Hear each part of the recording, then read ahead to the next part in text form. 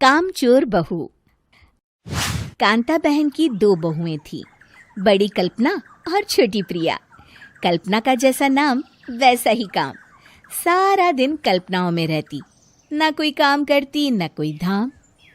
अरे कल्पना बहू, जरा अच्छी सी चटनी पीस दे, आज कुछ मजेदार खाने का मन है।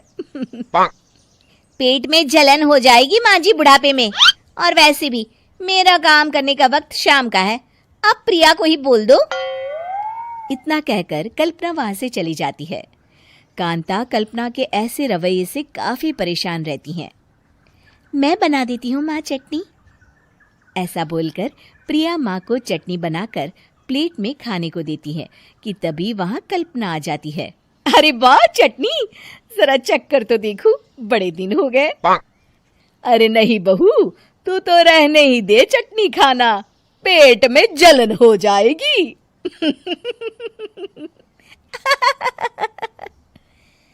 इतना कहकर कांता और प्रिया दोनों हंसने लगते हैं। कल्पना सारा दिन या तो मोबाइल में यूट्यूब देखती या फिर सोती रहती। उसका कमरा भी बिखरा और गंदा रहता। एक दिन कल्पना का पति अशोक उससे कहता है, अरे कल्पना, जानवर भी उस जगह को साफ कर लेता है जहां वो बैठता है, तुम तो इंसान हो, कैसे इतने गंदे कमरे में रह लेती हो? देखो सारा सामान यहाँ वहां बिखरा पड़ा है। ज्यादा अपनी माँ का बोल ना बोलो। हाँ, कमरा तुम्हारा भी तो है, गंदा लग रहा है तो साफ कर लो। पता नहीं तुम्हारे साथ मैं कैसे जिंदगी बिताऊंगा। इतना कहकर अशोक वहां से चला जाता है। कल्पना बस खाना खाने कमरे से बाहर आती और फिर से कमरे में चली जाती। इससे कांता बहन काफी परेशान रहती। एक दिन प्रिया कांता से कहती है, माँ, मैं सारा दिन काम करके थक जाती हूँ, आप कल्पना दीदी से कहिए ना कि सुबह और शाम का काम बांट ले, मैं तो अब सिर्फ एक वक्त का ही काम करूँगी। हाँ। अरे तू वो भी ना करना, एक बहू तो कामचोर थी ही, दूसरी भी आ गई काम ना करने के बहाने लेकर। तभी वहां प्रिया का पति रमेश आ जाता है।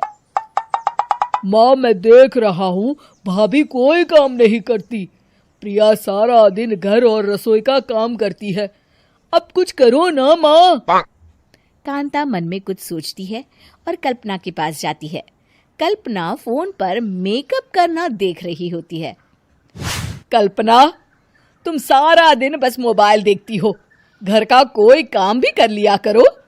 प्रिया सारा दिन काम करके थक जाती है, आज से मैंने फैसला किया है, एक वक्त का काम तुम करोगी, सुबह का खाना तुम बनाओगी और रात का प्रिया। आप लोगों ने काम को हव्वा बना रखा है।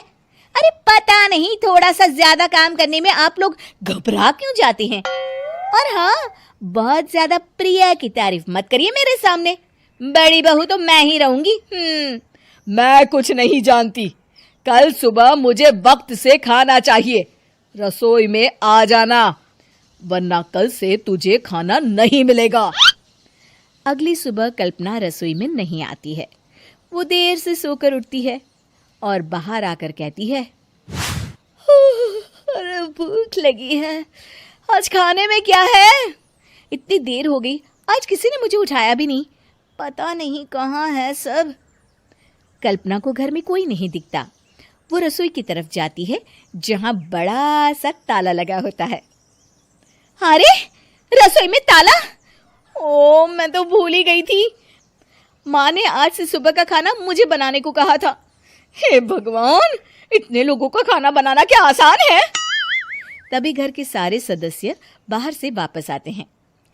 वाह माँ जी, मजा आ गया छोले भटूरे खाकर। मेरे मुंह में तो अभी भी स्वाद आ रहा है।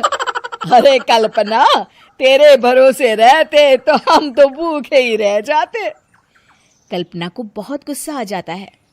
अब बहुत हो गया, आज से मैं अपनी रसोई अलग कर रही हूँ, मैं अपना खाना खुद बना लिया करूंगी।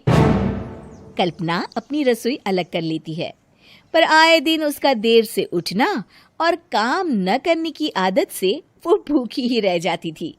उसी के सामने घर के लोग अच्छे अच्छे पकवान खाते और कामचोर कल्पना को जैसे तैसे ही खाना बनाकर खाना पड़ता। पर एक दिन तो हद ही हो गई। माँ, दीदी आज सुबह से कमरे से बाहर नहीं निकली, हमें जाकर देखना चाहिए। सो रही होगी काम चोर कहीं की, पर तुम कहती हो तो चलो देख लेते हैं उसे। कल्पना कमरे में पेट पकड़कर बैठी होती है। हाय मेरा दर्द, पेट दर्द के मारे मर रही हूँ मैं।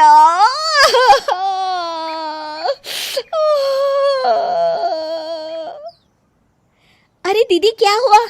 पेट में दर्द क्यों हो रहा है? डॉक्टर को दिखाया आपने? माँ। कल्पना खड़ी होती है और माँ जी के पास आती है। मुझे माफ कर दीजिए, अब से मैं सारे काम में मदद करूंगी, कभी आलस और काम चोरी नहीं करूंगी।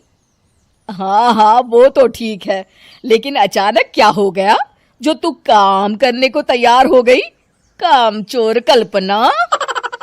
माँ, लगातार बासी और उल्टा पुल्टा खाना खाने के कारण मेरे पेट में इन्फेक्शन हो गया है। काम न करना पड़े इसलिए मैं 2 दिन का खाना एक दिन ही बना लेती थी। बासी और खराब खाना खाने के कारण लेने के देने पड़ गए। पेट में दर्द हो रहा है। चलो अच्छा हुआ, देर आए दुरुस्त आए।